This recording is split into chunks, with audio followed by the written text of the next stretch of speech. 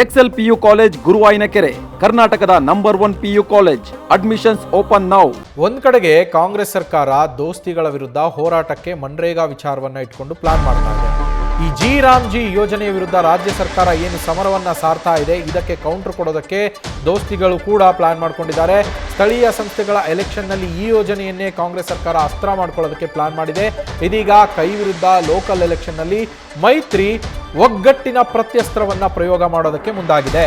ಸರ್ಕಾರದ ವಿರುದ್ಧ ಮತ್ತೆ ತೊಡೆ ತಟ್ಟಿ ನಿಲ್ಲೋದಕ್ಕೆ ಬಿಜೆಪಿ ಜೆಡಿಎಸ್ ಒಗ್ಗಟ್ಟು ಪ್ರದರ್ಶನವನ್ನ ಮಾಡ್ತಾ ಇರುವಂತದ್ದು. ಲೋಕಲ್ ವಾರ್ಗೆ ಬ್ರೇಕ್ ಹಾಕಿ ಶೇಕ್ ಹ್ಯಾಂಡ್ ಮಾಡಿ ಸಂದೇಶವನ್ನ ನೀಡಿದೆ. ಲೋಕಲ್ ವಾರ್ಗೆ ಬ್ರೇಕ್ ಹಾಕೋದು ಅಂದ್ರೆ ಏನು? ಈಗಾಗಲೇ ಲೋಕಲ್ ವಾರನ್ನ ನಾವು ಪ್ರತ್ಯೇಕವಾಗಿ ಎದುರಿಸ್ತೀವಿ ಅನ್ನೋ ಸಂದೇಶವನ್ನ ನೀಡ್ತಾ ಇದ್ರು. ಖುದ್ದು ಮಾಜಿ ಪ್ರಧಾನಿ ಎಚ್.ಡಿ. ದೇವೇಗೌಡರು ಈ ಒಂದು ಸಂದೇಶವನ್ನ ನೀಡಿದ್ರು. ಹಾಗೆ ಬಿ.ವೈ. ವಿಜೇಂದ್ರ ಅವರು ಕೂಡ ನಾವು ಹೆಚ್ಚಿನ ಸ್ಥಾನಗಳನ್ನು ಗೆಲ್ತೀವಿ ಅನ್ನೋ ಮಾತನ್ನ ಹೇಳಿದ್ರು. ಇದರಿಂದಾಗಿ ಜೆಡಿಎಸ್ ಹಾಗೆ ಬಿಜೆಪಿಯ ಕಾರ್ಯಕರ್ತರಲ್ಲೂ ಕೂಡ ಗೊಂದಲ ಉಂಟಾಗಿತ್ತು.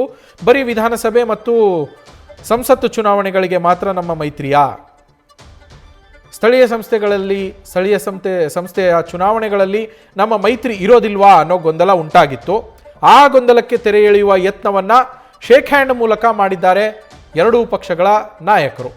ನಮ್ಮ ಕರೆಸ್ಪಾಂಡೆಂಟ್ ಮಂಜುನಾಥ್ ಲೈವ್ನಲ್ಲಿ ಜಾಯ್ನ್ ಆಗಿದ್ದಾರೆ. ಮಂಜುನಾಥ್, ಒಂದು ಕಡೆಗೆ ಕಾಂಗ್ರೆಸ್ ದೋಸ್ತಿಗಳ ವಿರುದ್ಧ ಮುಗಿಬೀಳೋದಕ್ಕೆ ಸಿದ್ಧತೆಯನ್ನ ನಡೆಸ್ಕೊಳ್ತಾ ಇದೆ, ಮತ್ತೊಂದು ಕಡೆಗೆ ಜೆಡಿಎಸ್ ಹಾಗೆ ಬಿಜೆಪಿಯಲ್ಲಿಯೇ ಗೊಂದಲ ಇತ್ತು ಸ್ಥಳೀಯ ಸಂಸ್ಥೆಯ ಚುನಾವಣೆಗಳ ವಿಚಾರವಾಗಿ. ಈಗ ಆ ಗೊಂದಲಗಳೆಲ್ಲ ಬಗೆಹರಿದಂತೇನೇನಾ? ಇಬ್ಬರು ಒಟ್ಟಾಗಿಯೇ ಲೋಕಲ್ ಫೈಟ್ ಅನ್ನ ಎದುರಿಸ್ತಾರಾ?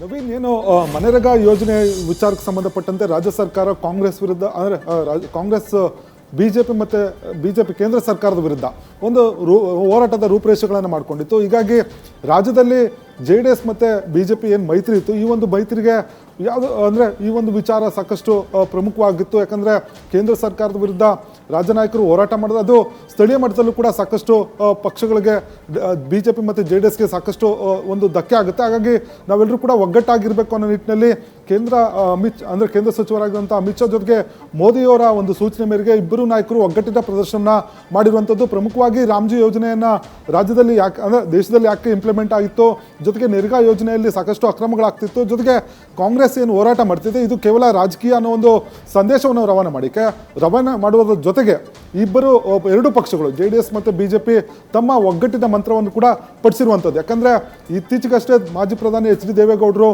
ಸ್ಥಳೀಯ ಸಂಸ್ಥೆಗಳಲ್ಲಿ ಜೆಡಿಎಸ್ ಬಿಜೆಪಿ ಮೈತ್ರಿ ಇರೋದಿಲ್ಲ, ಕೇವಲ ವಿಧಾನಸಭೆ ಮತ್ತು ಲೋಕಸಭೆಯಲ್ಲಿ ಮಾತ್ರ ಇರುತ್ತೆ ಅನ್ನೋ ಮಾತನ್ನು ಹೇಳಿದರು. ಇದು ಕೂಡ ಕೆಲವು ಸ್ಥಳೀಯ ಮಟ್ಟದ ಬಿಜೆಪಿ ನಾಯಕರು, ಅದರಲ್ಲೂ ಕೂಡ ಮಂಡ್ಯ ನಾಯಕರು ಆಗಿರ್ಬೋದು, ಜೊತೆಗೆ ಬೇರೆ ನಾಯಕರು ಈ ಒಂದು ವಿಚಾರವನ್ನು ಈ ಒಂದು ಚುನಾವಣೆ ಏನು ನಡೀತದೆ ಸ್ಥಳೀಯ ಮಟ್ಟದ ಚುನಾವಣೆ, ಅದು ಕಾರ್ಯಕರ್ತರ ಚುನಾವಣೆ, ಹಾಗಾಗಿ ಪ್ರತ್ಯೇಕವಾಗಿ ಹೋರಾಟ ಮಾಡಿದ್ರೆ ಸೂಕ್ತ ಅನ್ನೋ ಒಂದು ಅಭಿಪ್ರಾಯವನ್ನು ವ್ಯಕ್ತಪಡಿಸಿದ್ರು. ಆದರೆ ಹೈಕಮಾಂಡ್ ಈಗ ಮಧ್ಯಪ್ರವೇಶಿಸಿ ಇಬ್ಬರು ಕೂಡ ಒಗ್ಗಟ್ಟಾಗಿ ಹೋದ್ರೆ ಮಾತ್ರ ನಾವು ರಾಜ್ಯದಲ್ಲಿ ಕಾಂಗ್ರೆಸ್ ಅನ್ನ ಸೋಲಿಸಬಹುದು. ಹಾಗಾಗಿ ಯಾವುದೇ ಒಂದು ಗೊಂದಲ ಆಗಬಾರ್ದು, ಮೈತ್ರಿ ಒಂದಷ್ಟು ಗಟ್ಟಿ ಆಗಬೇಕು ಅನ್ನೋ ನಿಟ್ಟಿನಲ್ಲಿ ಇಬ್ಬರೂ ನಾಯಕರು ಅಂದರೆ ಕುಮಾರಸ್ವಾಮಿ ಆಗಿರ್ಬೋದು, ವಿಜೇಂದ್ರ ಆಗಿರ್ಬೋದು, ಅಶೋಕ್ ಆಗಿರ್ಬೋದು, ಇವರೆಲ್ಲರೂ ಕೂಡ ನಾವೆಲ್ಲರೂ ಒಗ್ಗಟ್ಟಾಗಿದ್ದೇವೆ ಅನ್ನೋ ಒಂದು ಸಂದೇಶವನ್ನು ನಿನ್ನೆ ರವಾನೆ ಮಾಡಿರುವಂಥದ್ದು. ಅದು ಸ್ಥಳೀಯ ಕಾರ್ಯಕರ್ತರು ಕೂಡ ರವಾನೆ ಆಗಿರುವಂಥದ್ದು. ಯಾವುದೇ ರೀತಿಯ ಗೊಂದಲಗಳಿಲ್ಲ, ನಾವೆಲ್ಲರೂ ಕೂಡ ಒಗ್ಗಟ್ಟಾಗಿ ಹೋಗ್ತೇವೆ. ಸ್ಥಳೀಯ ಮಟ್ಟ ಆಗಿರ್ಬೋದು ಅಥವಾ ರಾಜ್ಯ ಮಟ್ಟದಲ್ಲಾಗಿರ್ಬೋದು, ಕೇಂದ್ರ ಮಟ್ಟದಲ್ಲಾಗಿರ್ಬೇಕು, ನಾವೆಲ್ಲರೂ ಕೂಡ ಒಗ್ಗಟ್ಟಾಗಿದ್ದೇವೆ. ಹಾಗಾಗಿ ಯಾವುದೇ ಗೊಂದಲಗಳು ಬೇಡ ಅನ್ನೋ ಒಂದು ಸಂದೇಶವನ್ನು ರವಾನೆ ಮಾಡೋದ್ರ ಜೊತೆಗೆ ಮುಂದೆ ಬರುವಂತಹ ಸ್ಥಳೀಯ ಸಂಸ್ಥೆಗಳ ಒಂದು ಸೀಟ್ ಹಂಚಿಕೆ ಆಗಿರ್ಬೋದು, ಜೊತೆಗೆ